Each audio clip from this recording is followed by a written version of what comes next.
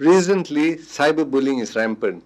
Not that it was not there, just that nowadays we have more exposure via social media. Why is this happening? Are we doing it consciously or compulsively? That's the question. Chances are it's happening compulsively. How I know that? I'm sure you know this also.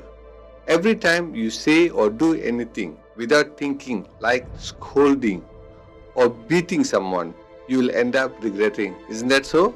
So it must be compulsive, right? Why is that? First, we need to know the biology of how things happen. During fast response, the reptilian brain takes over the fight or flight situation. This is the primitive brain that is hardwired to the musculoskeletal system via spine to act. Given some time, the signal reaches to neocortex to make better decision. This is where the executive function takes place. So let me give you an example. The sensory input, you see a snake, which is the visual stimulus, then goes to thalamus. The visual information is relayed to the thalamus and then goes to the reptilian brain. Thalamus quickly sends the information to amygdala, which triggers an immediate fear response like jumping back. Limbic system, emotional processing. The amygdala processes the fear and may activate the hippocampus to retrieve any past memories of encountering snakes. And then it goes to neocortex where the rational brain is. All this takes a bit of time. The neocortex receives the information and assesses the situation. It helps you decide whether the snake is dangerous and what is the best course of action. Now, this is something that happens all the time. Let me give you a story about a sniper. Now, there's a thing called moral injury.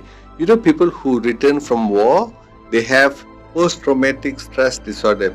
Moral injury experiences the conflict with personal moral beliefs such as involvement or witnessing action that are ethically troubling, can lead to deep psychological distress. Example, let's say this sniper has been trained hundreds or thousands of times to pull the trigger. During war, when he sees the enemy coming towards and doing harm to his comrades, what he will do is he'll pull the trigger without any kind of hesitation because he has been trained, and that level is in the reptilian side where you are fighting and it's fast response to kill the enemy. Now everybody celebrates after coming back, and then he takes a flight and then comes back home and he's now with the family. When he's sitting down with the family, he sees other kids, his own kids moving around and having a good time. Suddenly he feels this. Now I'm exaggerating the whole situation. He feels that, my God, the person who I killed the other day or a few months ago could have killed just like this. This is something called the moral injury that comes, and the conscience tells maybe I've done something wrong. And this happens over a period of time. But we don't have to wait for days and months and this and that. We just have to wait for a couple of seconds to make a difference in the action that we're actually doing. So what to do next?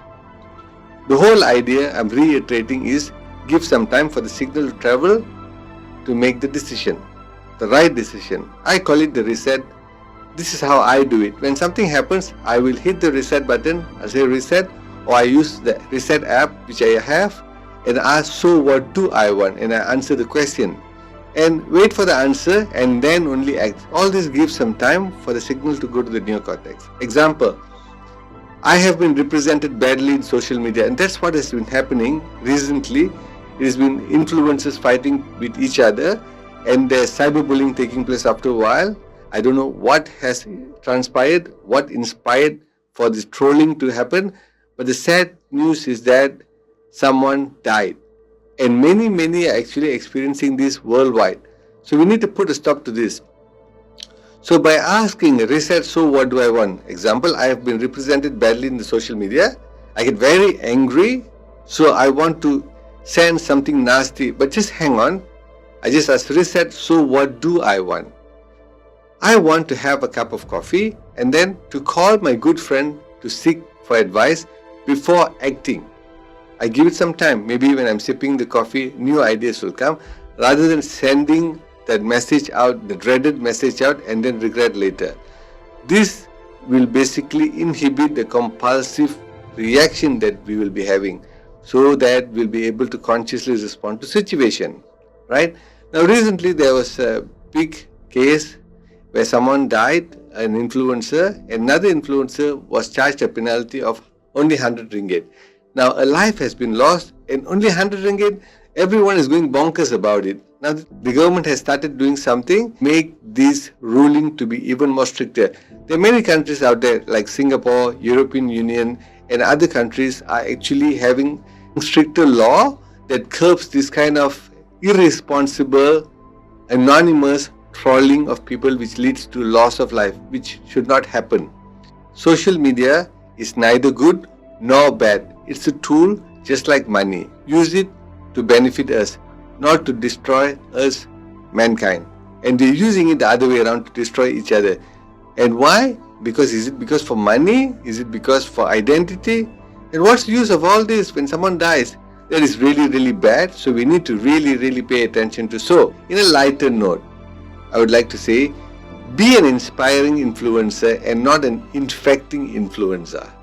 So, be compassionate to others and love yourself more so that love comes out and you don't go compulsively hurting others. Let's be conscious. Thank you very much.